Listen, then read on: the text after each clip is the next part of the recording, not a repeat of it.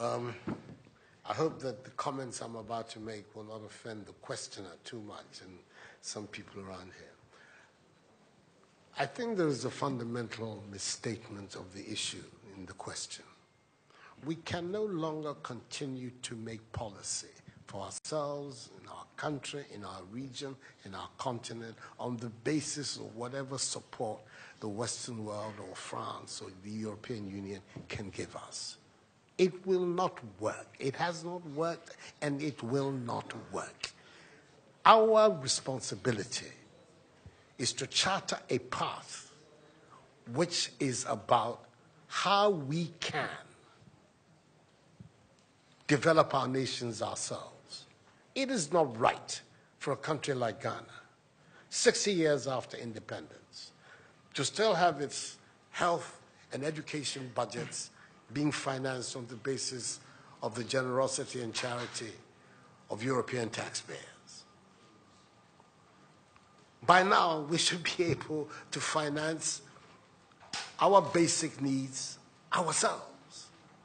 And if we are going to look at the next 60 years as a period of transition, a period whereby we can stand on our own feet, our perspective has not to be what the French taxpayer decides to do with whatever surpluses that they have in France. They're welcome.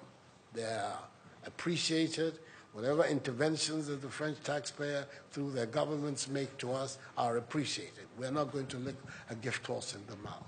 But this continent, with all that has happened, is still today the repository of at least 30% of the most important minerals of the world. It is a continent of vast, arable, and fertile lands. It has the youngest population of any of the continents in the world. So it has the energy and the dynamism. We've seen it. These young men who are showing so much resilience and ingenuity in crossing the Sahara, finding ways to go across with rickety boats across the Mediterranean to really, those energies, we want to have those energies working inside our countries. And we're going to have those energies working in our countries if we begin to build systems that tell the young people of our country that their hopes, their opportunity are right here with us. Migration and the movement of people is being presented in a manner which suggests that somehow it's a new phenomenon. There's nothing new about it. It's as old as man, the movement of people. And it has always been linked to the same thing. The failure of where you are to provide you with an opportunity, so you move somewhere else. Those of you who are familiar with 19th century European history would know that the biggest wave of immigration in 19th century Europe, the latter part of it, came from Ireland and from Italy. Waves upon waves, generations of Italians and the Irish people left their countries to seek the American paradise, largely because Ireland was not working, Italy was not working. Today, you don't hear it. Italian young people are in Italy. Irish young people are in Ireland. We want young Africans to stay in Africa. And how are they? And it means that we have to get away from this mindset of dependence. This mindset about what can France do for us. France will do whatever it needs to do for its own sake. And when those coincide with ours, tant mieux, as the French people say. But our main responsibility as leaders, as citizens, is what we need to do to grow our own countries. What are the institutions that work that would allow us to have good governance, to have accountable governance, to make sure that the monies that are placed at the disposal of leaders are used for the interests of the state and not for those of the leaders, to have systems that allow for accountability, that allow for diversity, that allow for people to be able to express themselves and contribute to fashioning the public will and the public interest. Our concern should be with what do we need to do in this 21st century, to move Africa away from being cap in hand and begging for aid, for charity, for handouts. The African continent, when you look at its resources, should be giving monies to other places. We have huge wealth on this continent, in our own country of Ghana. And we need to have a mindset that says, we can do it. Others have done it. We can also do it. And once we have that mindset, we will see it as a liberating factor for ourselves. We keep talking about how it was that Koreans, Malaysians, Singaporeans, who got their independence at the same time as us. We're told of that at the time of Ghanaian independence, per capita Ghanaian income was higher than that of Korea. Today, Korea is part of the first world. So is Malaysia. So is Singapore. What happened? Why did they make that transition?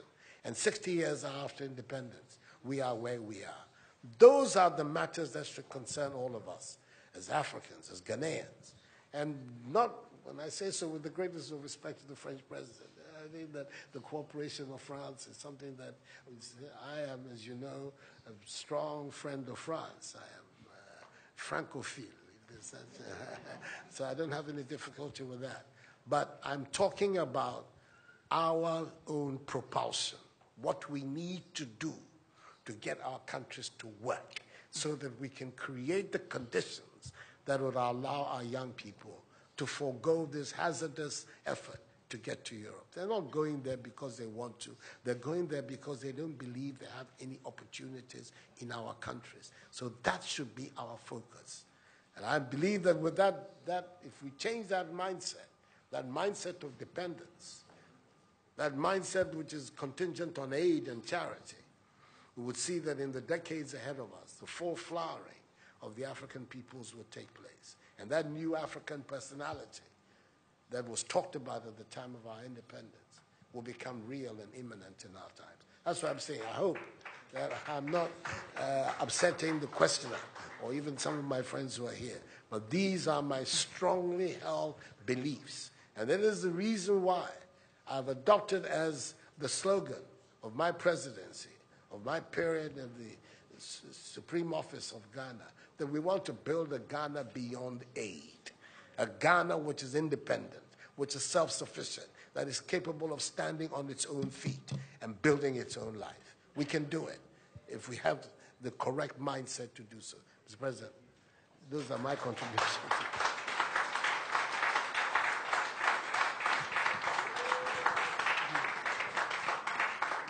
Si vous aviez besoin d'avoir la preuve qu'une nouvelle génération de leaders en Afrique croit dans une nouvelle histoire pour l'avenir et la jeunesse, vous venez de la voir. Pour ceux qui pensaient que ce n'étaient que les mots d'un président français parlant de l'Afrique. Il y a des leaders en Afrique qui veulent une nouvelle relation, qui veulent un avenir pour leur jeunesse dans leur pays, dans leur continent, qui le veulent parce que c'est ce qu'ils veulent écrire. Donc merci pour cela. So, no, we'll be here forever. We'll be here forever. He has a lot of ideas, a lot of very positive things to say. And as you can see, I have my own things to contribute as well. So, let's bring it to an end. We're going to... Mr. Macron left Abidjan after a hectic morning, has not had anything to eat. He at least has to have that side of Ghanaian hospitality. So we're going to be interviewing for him to go and have some lunch. Thank you very much indeed. You signed this thing.